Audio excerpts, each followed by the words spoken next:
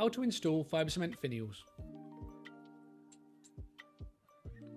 Fibre cement finials are used in conjunction with two-piece ridges to close off the ridge at the apex. We have three styles of finials to suit the style of bargeboard on the structure: disc finials, hooded finials, and diamond finials. Disc finials can be used with plain wing and roll-top bargeboards. Hooded finials should only be used with roll-top bargeboards. Diamond finials are universal and can be used on any type of bargeboard.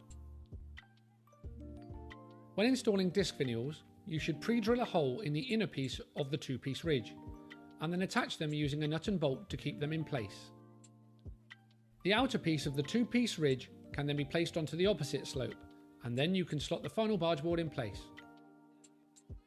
When installing hooded finials, these come as two pieces, and the bargeboard should already be slotted and fixed in place prior to the fixing of the finials.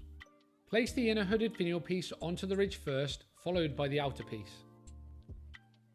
Once in place, fix both pieces to the centre of the purlin through the bargeboard and through the final full corrugation of the sheets. Finally, the pieces should be fixed on the side of the finials through the bargeboard into the framework of the structure.